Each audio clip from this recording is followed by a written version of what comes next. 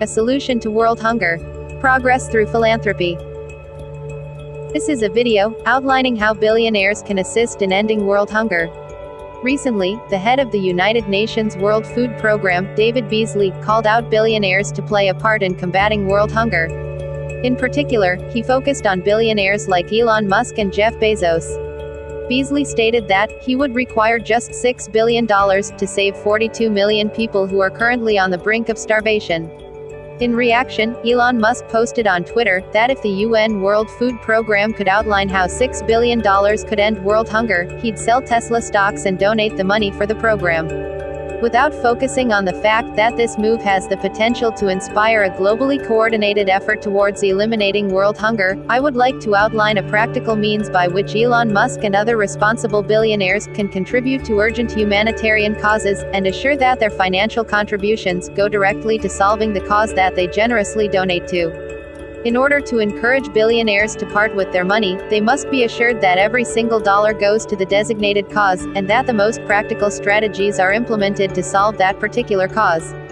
Unfortunately, the view that many charitable foundations have become corrupt and financially wasteful does not help in encouraging billionaires to donate to charities.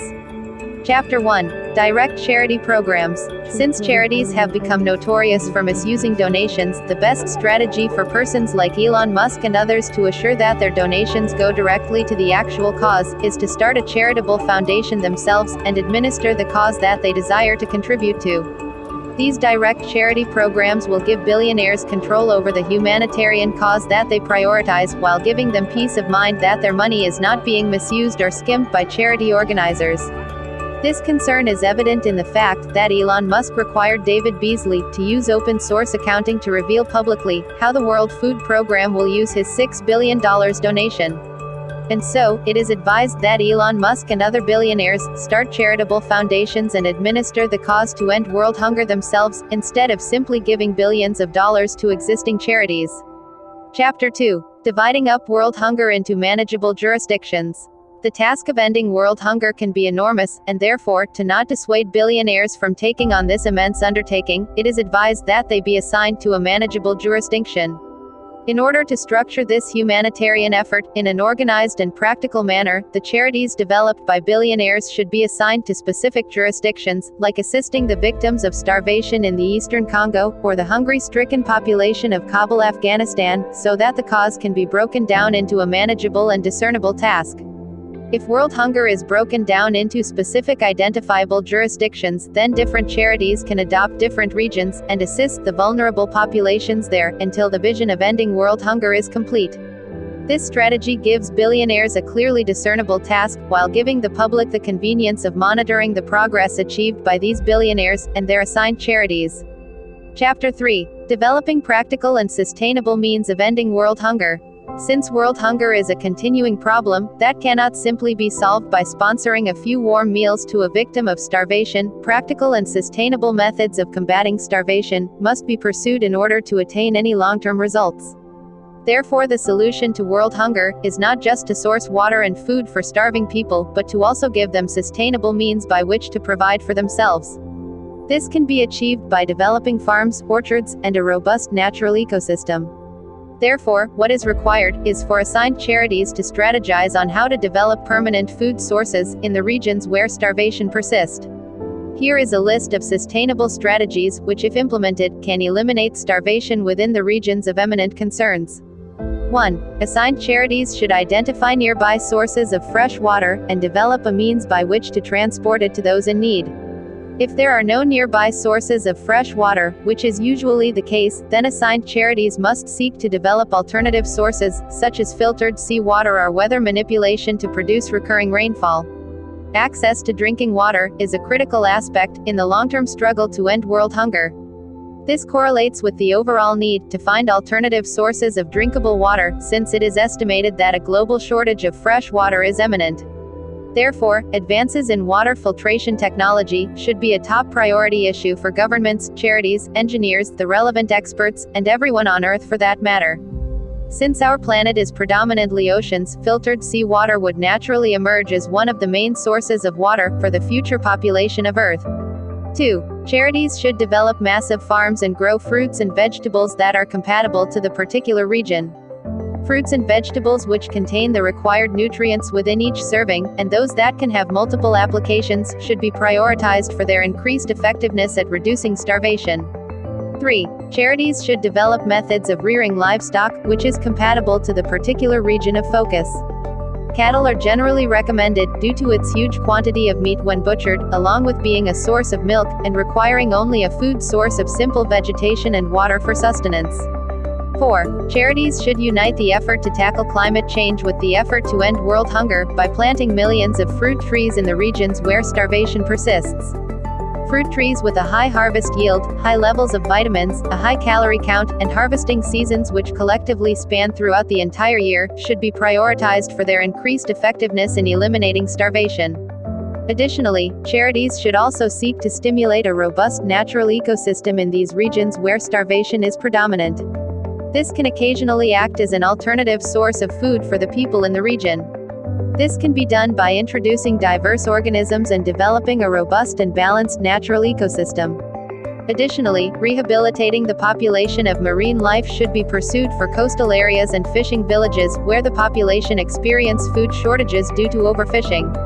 5. Charities should rehabilitate potential farmlands, in the regions where farming pose a challenge due to poor soil quality. The farming methods employed by Saudi Arabia, for example, can be used to rehabilitate many deserted areas into arable farmlands.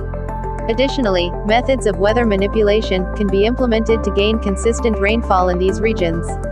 If it is the case that these strategies are unable to produce the desired results, then alternative farming methods, such as hydroponics, can be harnessed to produce a steady food source for the region. 6. Charities should try to combat the impact of drought within areas of concern, where starvation persists due to drought. Due to the fact that, in many cases, drought is the single intervening factor, which contributes to starvation developing in a particular region, strategies geared at limiting the harmful effects of drought will be a very pragmatic aspect of our global campaign to end starvation. 7. Charities should try to facilitate other forms of development within regions where starvation is imminent, in order to assure long-term sustainability. Other factors such as education, infrastructure development, investment, and opportunities for employment must be encouraged within the regions of concern, so that a supporting infrastructure exists to facilitate the long-term alleviation of starvation and poverty. Chapter 5. Conclusion.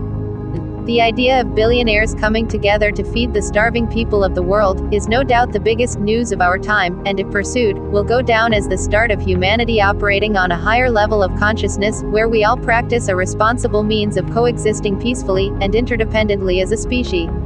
The mass starvation of millions has been, and still is, the most urgent moral cause in existence. Therefore, persons who contribute to this historic endeavor must be recognized and rewarded, and this can be done by awarding them the status of honorary citizens of the world, along with other concessions granted by governments around the world, and at the UN level. The purpose of this demonstration is to illustrate how billionaires like Elon Musk and others can immediately start to play a part in decreasing world hunger, without being shackled by the concern that charities will misuse their money, or mismanage humanitarian operations. Therefore, it should come at no surprise that we expect billionaires to keep their word, by developing their personal charities and adopting a particular region where starvation is imminent, then rehabilitating that region to the best of their charitable potential. On the other hand, if billionaires trust the World Food Program, and consider their efficiency at feeding the poor to be more cost-effective than starting a charity of their own, then the open-source accounting strategy might be enough to give billionaires the assurance they need, that their money is going directly to the cause that they donated to. Additionally, the World Food Program could be used as the first responder, and supply the initial life-saving food to sustain the people on the brink of starvation. Meanwhile, the plans for sustainability are developed and gradually implemented. The positive consequences of this initiative are too numerous to be listed. Besides saving the lives of countless millions, this would see a significant decrease in crimes committed due to necessity, because crimes based on material necessity constitute a majority of the crimes committed in low-income areas. Additionally, it would help to facilitate a more cooperative world, where people assist each other in becoming the best versions of themselves, while developing safety nets to protect vulnerable individuals from having to endure unfortunate circumstances. Feeding the poor benefits everyone, because it will increase the general standard of living globally, and elevate our ability to appreciate the sanctity of human life. The uncomfortable reality is that many of the evils in our world comes from the fact that we are becoming desensitized to the millions of starving and homeless people that we see every day but feel powerless to help. To ignore the plea of a homeless man, and to neglect the news report of millions of people starving in Ethiopia or Myanmar, requires a level of moral indifference that also facilitates the heartlessness of a selfish businessman, a corrupt politician, or a murderous military commander. Therefore, to provide a means by which we can come together and solve world hunger, would go a far way in redeeming our moral shortcomings, and allow us to overcome our moral inhibitions and be open to practicing compassion. Hopefully, this development will encourage the pursuit of other humanitarian causes that are critical to our efficient long-term survival, such as protecting endangered species, reforestation, resolving potentially destructive military conflicts, and condemning the use of slave labor and weapons of mass destruction. This is the foundation for a new era of human cooperation, and although we are looking to the billionaires to kickstart the process, we all have a part to play in the pursuit to feed the starving people of the world.